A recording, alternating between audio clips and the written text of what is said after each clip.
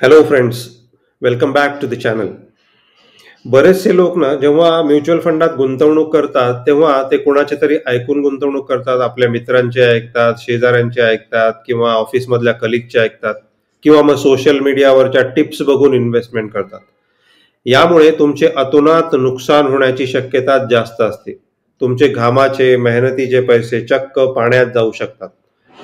Mutual fund select करणं हे एवढं साधं सोपं काम नाहीये. हे एक स्पेशलाइज्ड स्किल आहे. यामध्ये तुम्हाला स्टॉक मार्केटची तर जनरल माहिती आवश्यकच आहे, पण डॉमेस्टिक ॲज वेल ॲज ग्लोबल इकॉनॉमीमध्ये काय चाललेलं आहे, काय घडामोडी होत आहेत हे सुद्धा माहीत असणं आवश्यक आहे.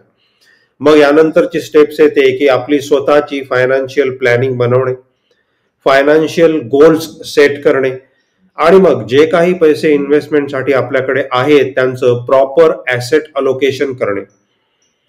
हे ॲसेट अलोकेशन केल्यानंतर मग नेक्स्ट स्टेप ही येते की आपल्या फायनान्शियल गोल्सला सूट होतील ते म्युच्युअल फंड सिलेक्ट करणे आणि या म्युच्युअल फंडचा एक डायव्हर्सिफाईड पोर्टफोलिओ बनवणे, जो आपल्या पर्सनॅलिटीला, आपल्या बिहेवियरला, आपल्या रिस्क प्रोफाईलला तंतोतंत सूट होतो, ॲडजस्ट होतो आणि त्याप्रमाणे आपण मग इन्व्हेस्टमेंटसाठी पुढे गेले पाहिजे.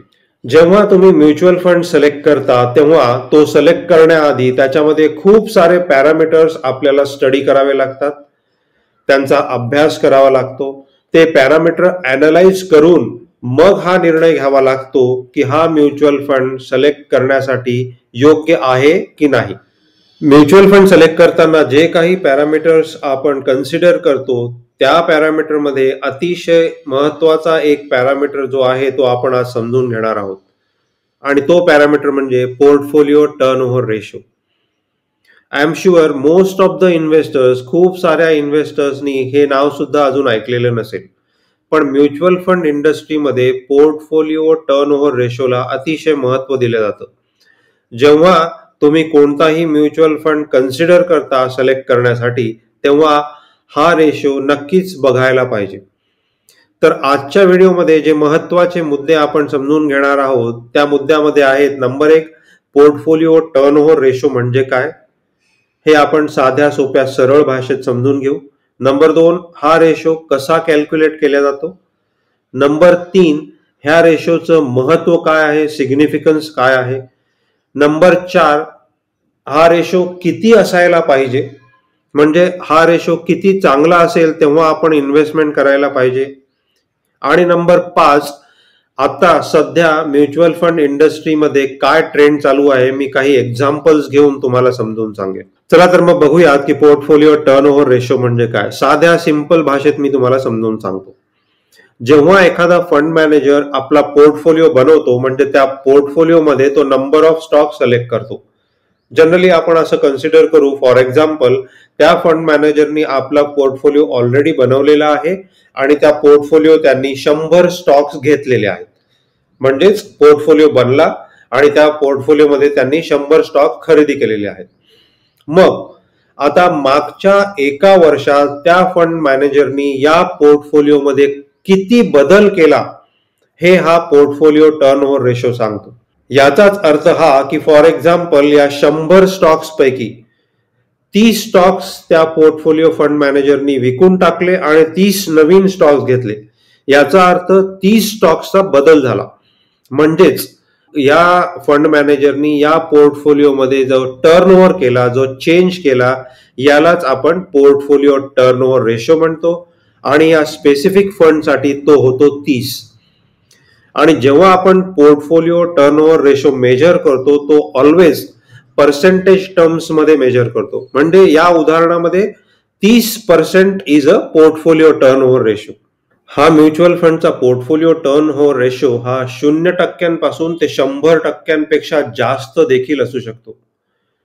0% म्हणजे लास्ट एका वर्षामध्ये पोर्टफोलिओमध्ये कोणतेही बदल केले गेलेले नाहीत आणि 100% म्हणजे या पोर्टफोलिओमध्ये मागील एका वर्षात तो पूर्ण पोर्टफोलिओज बदलला गेलेला आहे. याचाच अर्थ हा की हा रेशो जितका कमी असेल तेवढा पोर्टफोलिओमध्ये कमी बदल केला गेलेला आहे आणि हा रेशो जितका जास्त असेल तितका या पोर्टफोलिओमध्ये जास्त बदल केला गेलेला आहे. आता ही डेफिनेशन तुम्हाला आज कळल्यानंतर आता आपण हे बघूयात की हा पोर्टफोलिओ टर्नओव्हर रेशो कॅल्क्युलेट कसा केला जातो. मी त्याचा एक फॉर्म्युला सांगण्यापेक्षा एक एक्झाम्पल देऊन तुम्हाला जर सांगितलं ते तुम्हाला लवकर आणि चांगल्या प्रकारे समजून येईल. ह्या एक्झाम्पलमध्ये आपण 3 पॅरामीटर घेणार आहोत. नंबर 1, या मागच्या एका वर्षात किती रुपयांचे स्टॉक्स खरेदी केल्या गेले. नंबर 2, किती रुपयांचे स्टॉक्स विकल्या गेले. आणि नंबर 3, या फंडचा ॲव्हरेज ॲसेट अंडर मॅनेजमेंट किती आहे. आपण एक एक्झाम्पल जर घेतलं तर याच्यामध्ये आपण असं कन्सिडर करू, लेट अस से की आपण या मागच्या वर्षात 50 करोड रुपयांचे स्टॉक्स खरेदी केले आणि आपण 40 करोड रुपयांचे स्टॉक्स विकले आणि आपला ॲव्हरेज ॲसेट अंडर मॅनेजमेंट हा 100 करोड रुपये आहे. मग पोर्टफोलिओ टर्नओव्हर रेशो कॅल्क्युलेट करताना आपण काय कन्सिडर करणार की किती रुपयांचे स्टॉक्स आपण खरेदी केले आणि किती रुपयांचे स्टॉक्स आपण विकले. या दोन मधली जी छोटी संख्या असेल, कमी संख्या असेल, तिला आपण आधी घेणार. म्हणजे इथे आपण काय केलं, 50 करोड रुपयांचे खरेदी केले आणि 40 करोड रुपयांचे विकले. मग या 50 आणि 40 मधून जी छोटी संख्या आहे तिला आपण घेणार, दॅट इज 40 करोड. आणि मग या 40 करोडला आपण ॲव्हरेज ॲसेट अंडर मॅनेजमेंटनी डिव्हाइड करणार. म्हणजे 40 crore divided by 100 crore multiplied bye 100, कारण आपल्याला पर्सेंटेज काढायचा आहे. म्हणजेच उत्तर काय आलं तर 40%. याचाच अर्थ हा की या फंडचा पोर्टफोलिओ टर्नओव्हर रेशो हा 40% आहे. आय होप हे कॅल्क्युलेशन आणि हे एक्झाम्पलनी तुम्हाला आता समजूनच आलं असेल की पोर्टफोलिओ टर्नओव्हर रेशो हा कसा कॅल्क्युलेट केला जातो. मग पुढचा मुद्दा हा आहे की हा रेशो किती असला पाहिजे. तर या रेशोला जनरली इंडस्ट्रीमध्ये आपण 3 कॅटेगरीमध्ये डिव्हाइड करतो. पहिली कॅटेगरी म्हणजे लो टर्नओव्हर रेशो, दुसरी कॅटेगरी म्हणजे मिड टर्नओव्हर रेशो आणि तिसरी कॅटेगरी म्हणजे हाय टर्नओव्हर रेशो.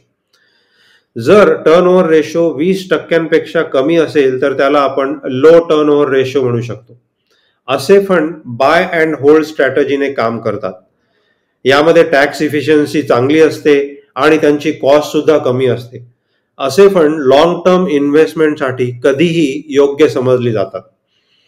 आणि जर हा रेशो 20% ते 50% असेल तर याला आपण मॉडरेट रेशो म्हणू शकतो.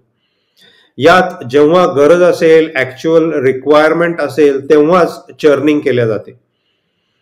आणि जर हा रेशो 50% पेक्षा जास्त असेल तर त्याला हाय टर्नओव्हर रेशो मानल्या जाते.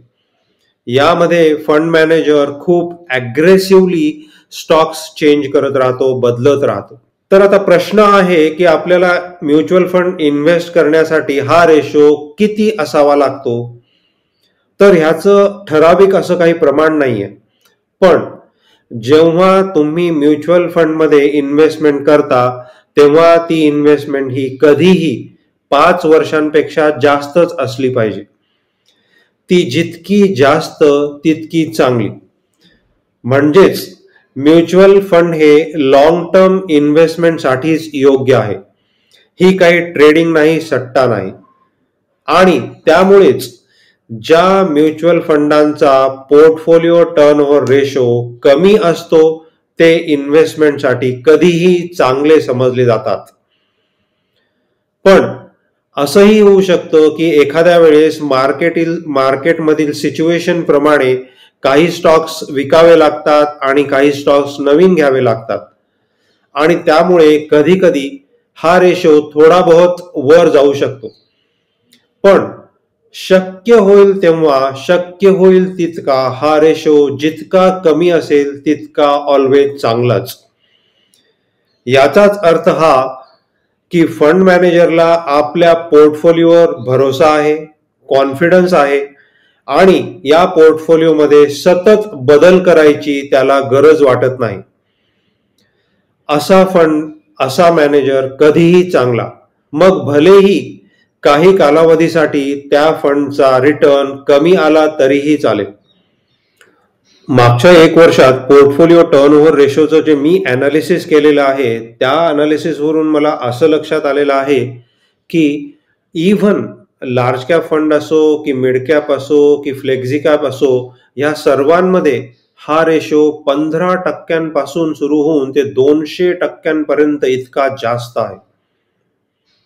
मग मी काय फाइंड आउट करायचा प्रयत्न केला, तर लेट अस से असे फंड किती आहेत ज्यामध्ये हा पोर्टफोलिओ टर्नओव्हर रेशो हा 30 पेक्षा कमी आहे. तर मला असं दिसून आलं की लार्ज कॅप मध्ये असे फक्त 3 फंड आहेत, मिड कॅप मध्ये फक्त 2 फंड आहेत, स्मॉल कॅप मध्ये फक्त 5 फंड आहेत, मल्टी कॅप मध्ये 6 फंड आहेत आणि फ्लेक्झी कॅप मध्ये 3 फंड आहेत. याचाच अर्थ हा की 30 पेक्षा कमी पोर्टफोलिओ टर्नओव्हर रेशो असलेले इतके कमी फंड आहेत. म्हणजेच खूप साऱ्या फंडांनी पोर्टफोलिओ चर्निंग केली आहे. त्यामुळे असे म्हणता येणार नाही की ज्यांचा रेशो कमी आहे तेच चांगले, आणि म्हणूनच ह्या एकाच रेशोवर अवलंबून राहून आपण म्युच्युअल फंड सिलेक्ट करू शकत नाही. खूप साऱ्या पॅरामीटर मधील हा एक रेशो आहे ज्याला आपण कन्सिडर करायला पाहिजे, आणि म्युच्युअल फंड सिलेक्ट करताना सर्व बाबींचा नीट विचार करून मगच तो फंड निवडला पाहिजे की हा फंड इन्व्हेस्टमेंटसाठी योग्य आहे की नाही. आशा आहे या व्हिडिओतून तुम्हाला आज एक नवीन कन्सेप्ट शिकायला मिळाली असेल आणि तुमच्या ज्ञानात थोडी भर पडली असेल. हा व्हिडिओ जर तुम्हाला आवडला असेल तर चॅनलला नक्की सबस्क्राईब करा, लाईक करा आणि तुमच्या मित्रांबरोबर शेअर करा. Thanks for watching. See you soon.